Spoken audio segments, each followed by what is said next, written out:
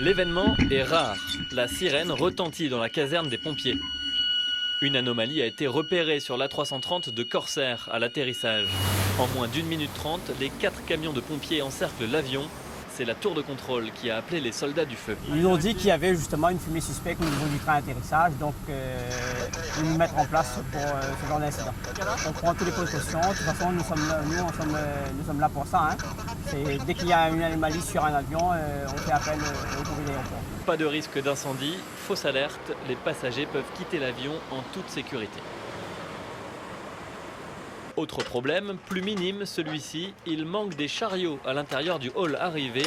C'est là que Laurent intervient.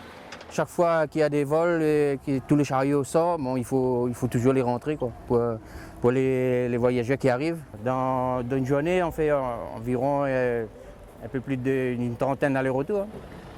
C'était le dernier vol de la matinée. En début d'après-midi, l'aéroport passe en mode repos.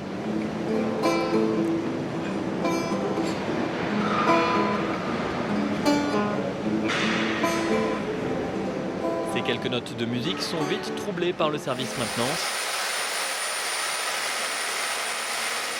Les employés profitent de l'absence de passagers pour donner un coup de neuf au bâtiment et se former aux nouvelles banques d'enregistrement.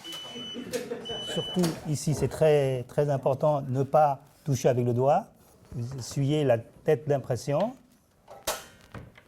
et vous nettoyez le rouleau. Pendant une partie de la journée, l'une des 2 pistes de l'aéroport est fermée. L'occasion pour ces 2 techniciens d'aller vérifier ce qu'ils appellent les papilles, des indicateurs de pente d'approche. C'est des feux qui sont visibles à plusieurs kilomètres. Et voilà, c'est 4 feux, c'est 4 unités de feu qui est constitué chacun de 2 feux qui va pouvoir donner une bonne pente à l'avion. Et en fait, c'est ce jeu de lumière rouge et blanc. Il aura 2 lumières blanches et les 2 lumières rouges qui vont lui dire que là, vous êtes dans la bonne pente de descente pour l'atterrissage final. Une fois par mois, il faut nettoyer ces lumières qui changent de couleur lorsqu'on avance vers elles. Alors on vérifie le changement de couleur qui passe bien du rouge au blanc. Là ça passe au blanc. Donc du coup on vérifie au niveau des 4 papilles qu'on a bien le changement de couleur. Quelques heures plus tard, les jardiniers s'affairent autour de ces lampes. L'herbe ne doit pas être trop haute pour ne pas gêner la visibilité. Il ne faut pas que l'herbe monte jusqu'à 30 cm aux oreilles. Les débroussailleuses pour les finitions, la Rolls-Royce des tracteurs pour la tonte. L'équipe jardinage est en action 5 jours sur 7 sur ce qui représente en surface près de 172 terrains de football, avec parfois quelques animaux sauvages dans leur sillage. Des lièvres, des tangs, des oiseaux, des petits oiseaux blancs, des petits coutis qu'on n'en voit plus, comme c'est un endroit assez réservé. Il n'y a pas vraiment de braconniers. Dernièrement, moi j'ai coupé dans la rampe là-bas, j'ai trouvé un guêpe de cette grosseur-là le matin, et l'après-midi j'ai eu un lièvre. Alors en passant sur Fauchage, voilà, j'ai eu mon petit carré, c'est quand même assez sympa, quoi. Pour les forces de l'ordre, il n'est pas encore temps de manger. Policiers et gendarmes s'apprêtent à tester leurs confrères du service sûreté. Je vais lui mettre un simulant d'explosif avec une chaîne pyrotechnique totalement inerte, il n'y a aucun risque, qui réagit comme du vrai explosif. Tu passes le portique, tu écoutes ce qu'ils te disent. D'accord. Voilà. Un faux employé de l'aéroport d'un côté, un faux passager de l'autre.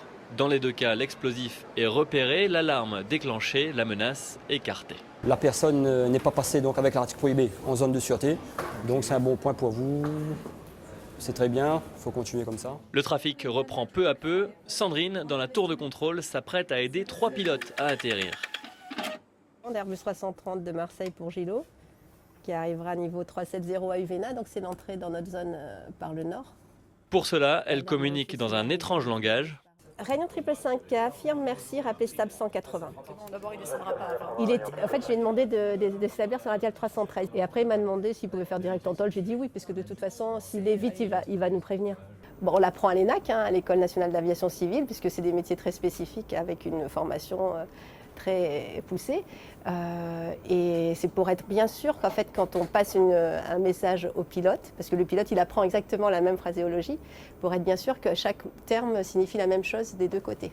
Les contrôleurs aériens peuvent faire des jaloux, ils ont le bureau qui a la plus belle vue de l'aéroport. Ici, il y a les plus beaux levées de lune que j'ai jamais vus, on a le lever du soleil, en mai on a le coucher du soleil, c'est vrai que c'est quand même... On a les baleines, on est aux premières loges pour les baleines aussi, c'est la déformation professionnelle des contrôleurs, après ils voient tout, ils entendent tout. Pour le soleil, la journée s'achève. Dans la tour de contrôle, elle est loin d'être terminée. Ce point stratégique de l'aéroport est occupé 24 heures sur 24 pour permettre à plus de 2 millions de passagers de transiter par notre île chaque année.